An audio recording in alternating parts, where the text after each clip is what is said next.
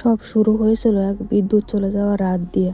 Nora একা থাকতো শহরের প্রান্তের এক নিরিবিলি অ্যাপার্টমেন্ট বিল্ডিংয়ে। সেখানকার করিডোরগুলোর বাতিগুলোও যেন সবসময় একটা করে কম জ্বলে। হঠাৎ আলো টিমটিম করে নিভে গেল। পুরো ফ্ল্যাট ডুবে গেল অন্ধকারে। ফোনের হালকা আলোতেই এখন তাকে থাকতে হবে। নোরা দীর্ঘশ্বাস ফেলল। ভেবেছিল ট্রান্সফরমার আবার নষ্ট হয়েছে। ঠিক তখনই সে শুনল উপরের তলার দিক থেকে টানাটানির আওয়াজ, যেন কেউ ভারী কিছু টেনে নিয়ে যাচ্ছে। রাত 1টা নাগাদ। এটা বিশেষ অদ্ভুত কিছু হতো না যদি না উপরের অ্যাপার্টমেন্টটা গত কয়েক মাস ধরে খালি থাকতো। সে স্থির হয়ে শুনল আবার সেই আওয়াজ, ধীরে, যেন ধাতব কিছু কাঠের উপর ঘষা হচ্ছে। নিজের মনকে বোঝানোর চেষ্টা করলো হয়তো পাইপের শব্দ, অথবা ছাদে কোনো বেড়াল। কিন্তু বেড়ালরা হুম করে গায় না। এখন স্পষ্ট শোনা যাচ্ছে নারী কণ্ঠের গুণানি নিচু কাপা স্বর। নোরা নিজেকে সামলে মোমবাতি নিয়ে রান্নাঘরে গেল। আগুন জ্বালাতেই শিখাটা কেঁপে উঠল।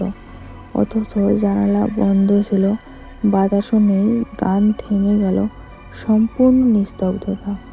বুকের ভেতর ধুকধুক শোনা যাচ্ছিল।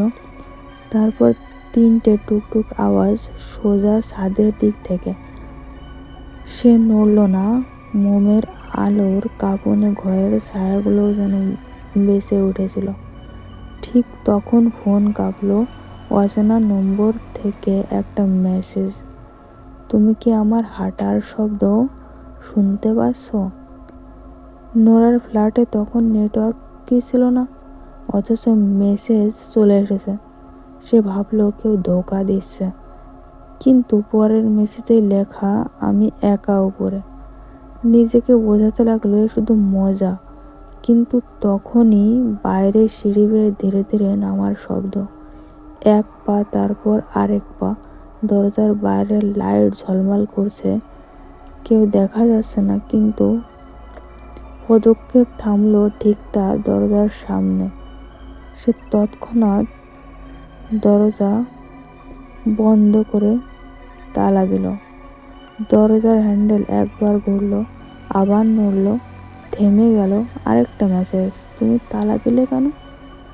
শার্ট গলা পর্যন্ত উঠে এলো। ফোনের স্ক্রিনে আঙুল থামিয়ে পুলিশকে কল করতে যাচ্ছিল, তখনই ফোন নিভে গেল। ব্যাটারি শেষ, অথচ ঘন্টাখানেক আগেই চার্জ দিয়েছিল। মোম প্রায় শেষ, আর ঘরের কোণাগুলো যেন নড়ছে, ভিতর দিকে আসছে ধীরে ধীরে। তো বন্ধুরা, এটা ছিল নোরার হরর স্টোরি গল্পের প্রথম পার্ট। আর শেষ পার্ট দেখার জন্য চ্যানেলটিকে সাবস্ক্রাইব করে বেল আইকন অল অপশনে সেট করে রাখবেন। আর এই ভিডিওটাতে একটা লাইক করবেন যদি ভালো লাগে। ধন্যবাদ।